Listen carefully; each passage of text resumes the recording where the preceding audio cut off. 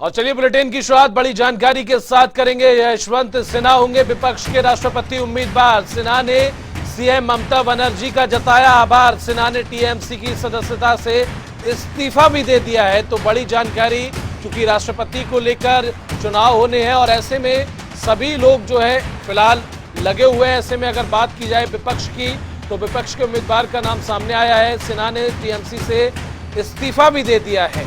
राष्ट्रपति चुनाव से जुड़ी ये बड़ी जानकारी, बड़ी खबर जनता टीवी पर। यशवंत सिन्हा होंगे विपक्ष के उम्मीदवार। आपको बताते चले, सिन्हा ने सीएम ममता बनर्जी का आभार जताया।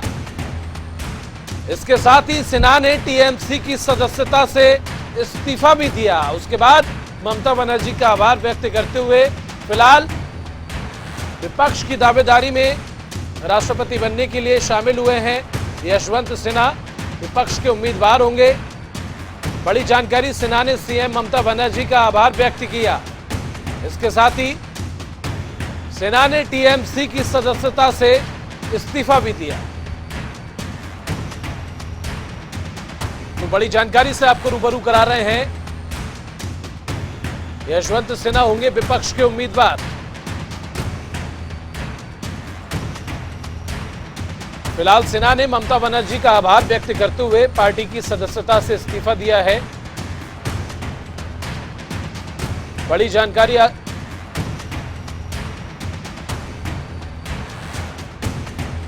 तो बड़ी खबर, यशवंत सिन्हा होंगे विपक्ष के उम्मीदवार। साफ तौर पर यशवंत सिन्हा ने टीएमसी की सदस्यता से इस्तीफा दे दिया है।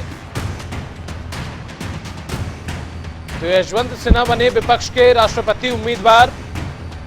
ममता के प्रस्ताव को 19 दलों की सहमति। फिलहाल तो देश के नए राष्ट्रपति का चुनाव 18 जुलाई को होना है और विपक्ष की ओर से यशवंत सिन्हा विपक्ष के उम्मीदवार होंगे। इसके साथ ही सिन्हा के नाम के ऐलान से पहले उन्होंने ट्वीट भी किया कि एक बड़े राष्ट्रीय उद्देश्य के लिए मुझे पार्टी से हटकर विपक्षी एकता के लिए काम करना चाहिए। इसके साथ ही उन्होंने टीएमसी की सदस्यता से इस्तीफा भी दिया। सीएम ममता बनर्जी को आभार भी व्यक्त किया। तो 24 साल तक कई पदों पर सेवाएं दी यशवंत सिन्हा ने। 1994 में आईएएस से रिजाइन किया। यशवंत सिन्हा ने 1988 में राज्यसभा सांसद चुने गए। यशवंत सिन्हा, इसके साथ ही 1989 में जनता दल से महासचिव बनाया गया यशवंत सिन्हा को। तो 1960 में इंडियन, तो फिलहाल कौन है यशवंत सिन्हा, वो आपको ग्राफिक्स के माध्यम से हम बता रहे हैं। 1994 में आईएएस से रिजाइन किया यशवंत सिन्हा ने। 1988 में राज्यसभा सांसद चुने गए। इसके साथ ही 1989 में जनता दल से महासचिव बनाया गया।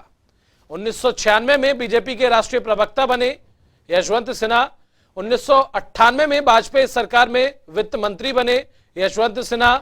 2002 में विदेश मंत्रालय का जिम्मा मिला यशवंत सिन्हा को। 2004 में हजारीबाग से लोकसभा चुनाव हारे यशवंत सिन्हा।